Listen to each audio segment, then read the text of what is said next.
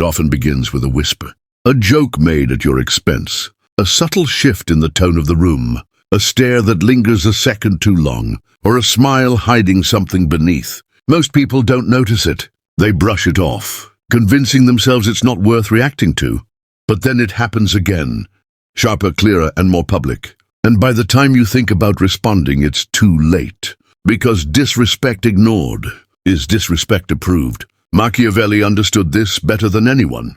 In a world obsessed with power, reputation, and dominance, he knew respect is not earned, it is enforced. And when someone disrespects you, your next move determines everything, not just in their eyes, but in the eyes of everyone watching, to see how you allow yourself to be treated. Because disrespect is rarely personal at first. It's a test, and if you fail that test, you're not just seen as weak.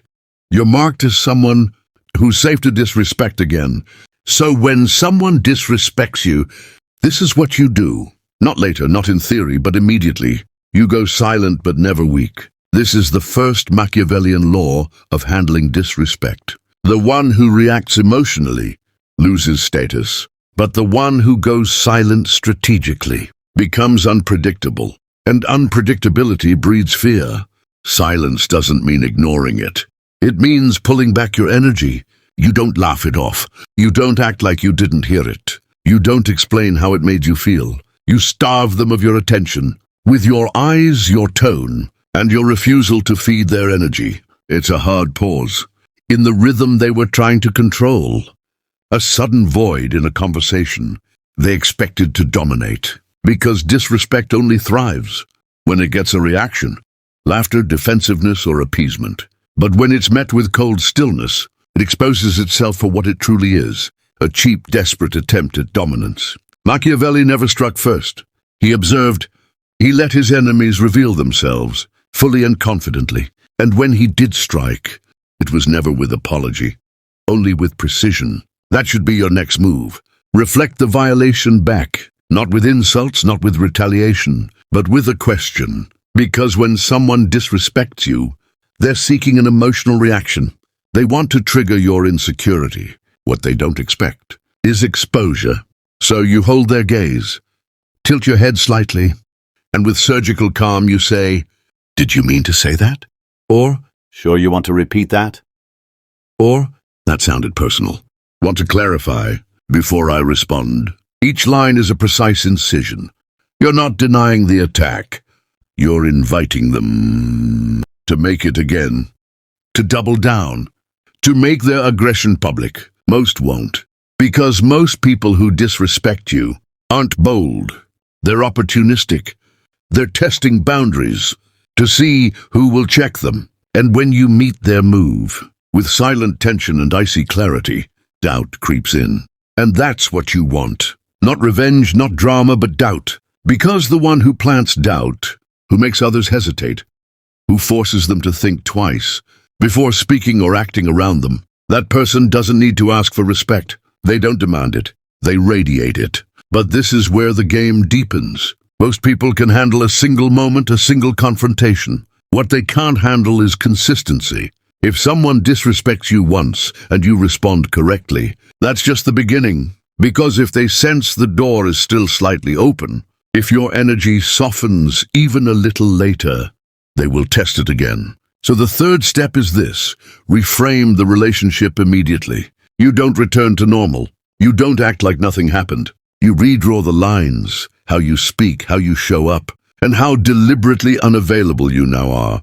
Machiavelli knew that public consequences, when justified and timed correctly, don't just neutralize a threat, they educate the room. So if the disrespect happened in front of others, let your new posture speak louder than any comeback ever could. Withdraw your warmth. Sharpen your language. Decline their invitations. You don't need to announce the shift. Let them feel it. This is what separates the respected from the ignored. It's not dominance through intimidation. It's presence through principle. You've shown the room. I am not available for that, and I will not explain myself to make you comfortable. And now the social current flows differently. Others take note. They become cautious. Your name becomes one they speak with more calculation, less ease. Because the person who cannot be disrespected isn't the loudest. It's the one who knows exactly what to do the moment it happens. Not with noise, but with controlled silence, piercing clarity, and total refusal to put others' comfort above self-respect. That is how you end it before it begins. Not with anger, not with ego, but with exactly what they did not expect. Discipline, distance, and complete command of the room. Disrespect is never isolated. It is a signal, a probe, a calculated test to see how far they can push before you push back. And once you allow a single violation, one insult disguised as humor, one subtle dismissal, or one fake compliment laced with venom, you have taught everyone in the room what your silence is worth. Machiavelli would tell you, once they see you as easy to violate, regaining control costs double the effort. So after that first encounter, once you've gone still, called the moment without emotion, and distanced yourself, what happens next is just as crucial. Because people will test boundaries again, not in the same way, but in subtler, more corrosive ways. They'll see if you truly meant it. They'll joke again, but only with a smile this time. They'll exclude you from a decision, calling it an oversight. They'll make a passive remark and watch your face for even a flicker of hesitation. This is when you make your second move, reinforce the frame with disproportionate consequence. Machiavelli's philosophy was not built on fairness. It was built on effectiveness. And he understood something few people today are willing to accept. If the punishment equals the offense, it is forgettable. But if it is greater, it becomes unforgettable. You are not reacting emotionally. You are sending a message. You do not get to play with me twice. So when they cross the line again, you go colder, not louder. If they made the mistake publicly, you respond publicly, but strategically, not through insults. Through surgical rejection, they make a comment. You pause, hold their gaze, and address the rest of the group. They ask you a question. You answer with a single word, then shift your attention elsewhere. They attempt to reclaim your warmth. You give them the social equivalent of a closed door, polite, formal, distant.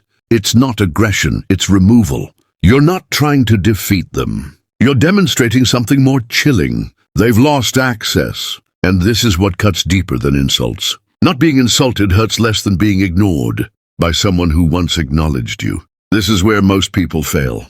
They want to be liked. They want to smooth things over. They want to believe that being the bigger person will earn admiration. Machiavelli would laugh at that. Respect is not earned through forgiveness. It is earned through calculated consequence, delivered with silence, not anger.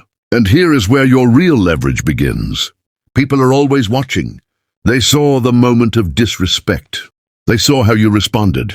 And now they are watching to see if you will revert, or if you truly meant what you projected. This is your opportunity to recast your image. Because image, according to Machiavelli, is more powerful than truth. Your post-conflict image becomes either your armor or your exposure. You want your silence to read as, "He doesn't tolerate that. She won't engage if disrespected." You only get one chance with them. When your name starts carrying these associations, everything changes. People speak more carefully. They stop joking in your direction. They introduce you with terms like, no nonsense, sharp, intense. This is your new power. You didn't ask for it. You built it one surgical response at a time. But there's one more layer, deeper and more difficult. Some people won't be stopped by public shame. They don't care about approval. They thrive on destabilizing others, on being the disruptor, on testing boundaries for sport. When these types meet someone like you, they either escalate or retreat entirely. If they escalate, that's your cue for the third level of response. Leverage their disrespect against them. You do not escalate emotionally. You escalate socially. If there's someone with influence, reputation, or a role nearby, start framing them with surgical precision. Use their behavior against them, loudly or subtly, but always under control. For example, "That's an interesting joke. Do you use that one at work too?" Or, "If you talk to your friends like that, I'd hate to hear how you talk to strangers." Or, "I'm surprised you said that out loud." You're not arguing. You're spotlighting. You're making them wear their own words in front of others. And that is when their confidence begins to shrink. Not because you overpowered them, but because you made the room remember what they really are: small, noisy, insecure. This is the power of Machiavellian retaliation. It is never loud. It is never rushed. It is measured, targeted, and executed with such calm precision that the other person doesn't even realize how completely they've been checkmated. And the best part? You remain calm. You remain poised. You let the disrespect hang in the air and then collapse it into something they now own. That is how you build power in silence, not just by refusing to react, but by turning every disrespectful act into a step toward their own exposure. And in doing so, you never chase respect again. Because now everyone knows. You don't argue. You don't explain. You don't tolerate. You end it, quietly, surgically, and permanently. What most people fail to understand is this: disrespect doesn't thrive on boldness. It thrives on safety. Not your safety, theirs. They insult you because they believe you won't respond. They mock you because they expect no consequence. They push because they're confident you've never pushed back before. That assumption that you won't act is the fuel of most disrespect. Machiavelli saw something different. He understood that power isn't about striking often. It's about creating the sense that you could strike at any moment, in a way they didn't anticipate and couldn't contain. This is the next level. You become a threat without ever threatening. You don't need to say a word. You just need to become unpredictable. From this point forward, when someone disrespects you, and you've already established your boundary, your goal is not to make them like you. It's to make them uncertain of you, not scared, not intimidated, just unsure. Did I go too far? Why is he so quiet right now? What is she thinking? Why didn't they respond like before? That uncertainty becomes your shield, because the person they are unsure of is the one they start avoiding. This is why Machiavelli warned against being too transparent, too consistent, too readable. A ruler who is easy to understand becomes easy to manipulate. But when you are silent, unreadable, and controlled, when you respond once, cold and surgical, and then retreat behind stillness, you become an anomaly. And in social settings, anomalies shift dynamics. People defer to you, not out of fear, but out of instinct, because the mind naturally protects itself from what it cannot fully comprehend. So lean into that. You speak less than others. You observe longer than feels comfortable. You say less than expected, but when you do speak, every word lands. Here's the psychological twist. Most people think respect comes from being liked. It doesn't. It comes from being felt. When you walk into a room and the air changes, when voices lower, posture shifts, and tone adjusts, that's not popularity, that's presence. And presence is built through contradiction. You don't always respond, but when you do, it cuts. You don't need to dominate, but you refuse to be crossed. You don't ask for respect, but you remove access the moment it's violated. This is how your energy becomes a warning, a silent, unspoken consequence wrapped in calm control. But there is a final transformation, something few ever master. You stop reacting to disrespect as if it's personal.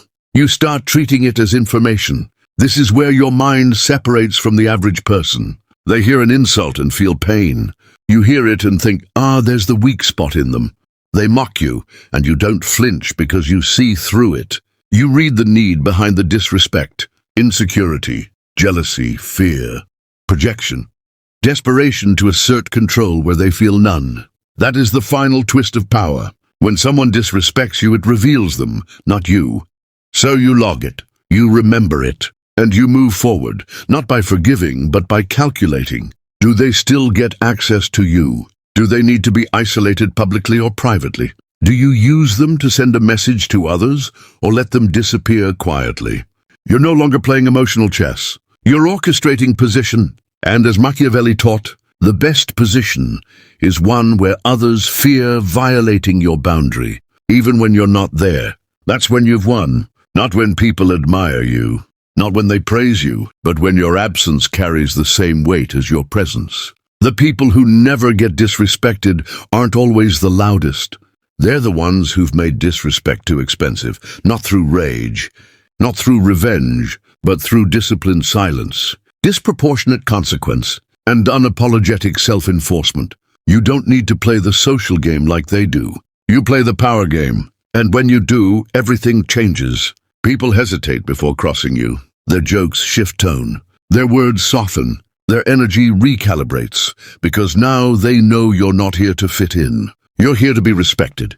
And if they can't do that, you leave them in silence they won't recover from. There's a moment in every power dynamic, subtle but undeniable. When the room recalibrates around you, it happens after the silence, after the boundary, after you've made it clear without a word that you are not the kind of person to cross. It's not just that people stop disrespecting you, it's that they stop thinking they could. That's the final layer Machiavelli insisted on. You don't simply respond to disrespect. You transform what you represent in their mind. Because in the end, power isn't about your reactions. It's about what people assume you do, even if you say nothing. You become someone whose limits are unknown, whose silence doesn't signal submission but preparation, whose calm isn't friendliness but containment. And here's what most miss. Once you've enforced a boundary once, that's not the end. That's your reputation test, not just with the one who disrespected you, but with everyone who witnessed it, directly or indirectly. Because the moment someone crosses you publicly, everyone else is watching to see if your value is self-regulated or audience-dependent.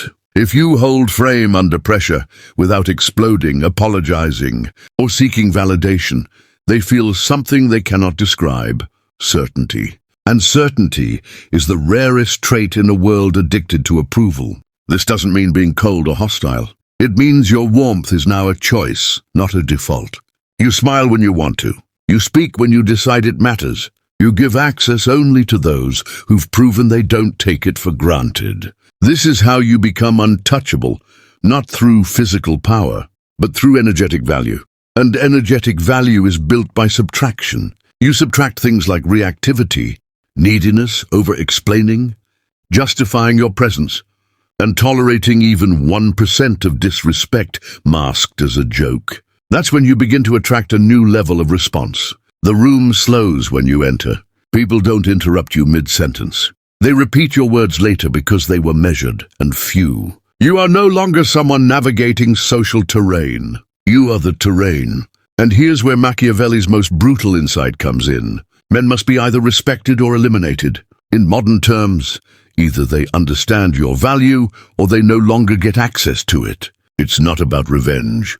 It's about consequence without drama. The people who disrespect you once and never again aren't the problem. They're the lesson. But those who do it again, subtly, repeatedly, manipulatively, those are the ones you do not correct. You vanish from their world. Or worse for them, you rise in power while they fade into irrelevance. Because in silence you expose them, and in distance you reminded them you were never accessible. They were simply being tolerated. Once you make this shift, your entire posture changes. You no longer try to be liked. You no longer respond to indirect attacks. You no longer feel the need to prove you're the bigger person. You've realized what Machiavelli knew centuries ago. You never have to defend what you won't allow to be touched. They can't disrespect you if they can't reach you. They can't undermine you if you never stood on their approval to begin with. They can't provoke you if your silence makes them question their own status. This is the apex of psychological dominance. Not cruelty, not pride, but control. Control over what you react to. Control over what energy you return. Control over who even gets the opportunity to see your reaction. That's how kings moved in Machiavelli's world. And that's how you move in yours. Not with rage, not with noise, but with a presence so disciplined, so exacting, that violating it once is all they need to remember. Because after that moment you don't just get respect, you become the standard by which all others are measured. And now there's one final move. The moment someone has disrespected you and realizes it was a mistake, you don't punish them. You don't forgive them. You do something far more powerful. When they realize their error, you shape the narrative. You sculpt perception. You decide who they become in the aftermath, and more importantly, who you become. Here's the final Machiavellian truth. Mercy can be more terrifying than punishment. Because mercy, when delivered without warmth, carries a chilling message. You are no longer a threat to me. That's how you finish the game. After enforcing the boundary, withdrawing your presence, holding frame in complete stillness, and letting the silence echo. They may come back. They may apologize. They may overcompensate. They may laugh nervously, testing if the ice has melted. And here is your moment of ultimate control. You don't lash out. You don't smile. You don't comfort. You remain unchanged. No bitterness, no resentment, no need to explain why you're different. You let them navigate the new reality you've created, where your gaze no longer searches for their presence, where your energy no longer adjusts to accommodate theirs, where they are no longer a variable in your world, but a ghost drifting through it. This isn't pettiness, it's power by absence. Because nothing is more disturbing to someone who tried to shake your frame than realizing you were never depending on them in the first place. You never sought validation. You never sought belonging. You never operated under their rules. That is the final cut. When they realize that not only did their disrespect fail to wound you, but it elevated you. It made you sharper, more respected, more distant, and ultimately untouchable. This is the role Machiavelli would have you play. Not the vengeful prince who punishes every slight, but the silent architect of consequence. Someone who allows others to betray themselves in public, while remaining calm, calculated, and just out of reach. The one who never demands respect, because everyone already knows. You only make that mistake once. And in the aftermath, you'll notice something strange. Your name begins circulating in whispers, not because of drama, but because of your restraint. People start saying things like, "He doesn't say much, but when he does, I've never seen her lose her cool." You don't want to be on their bad side. Careful with that one. They don't come back around. That's what you've built. A reputation so solid people self-correct around you. They double-check their tone. They review their phrasing. They ask themselves if you're watching, not out of fear, but because your energy now carries weight. From that point forward, you no longer have to fight for respect. Because you've proven something rarer than dominance, selective presence. You show up when you choose. You speak when it matters. And when you leave, whether a conversation, a dynamic, or a relationship, they feel it. Because the person who cannot be disrespected isn't the loudest in the room. They are the one whose attention is no longer guaranteed. Let them talk. Let them guess. Let them wonder what you'll do next. Because they already know. If they cross the line, you won't explain. You won't argue. You won't chase. You simply disappear. And that silence will echo louder than any comeback ever could, forever.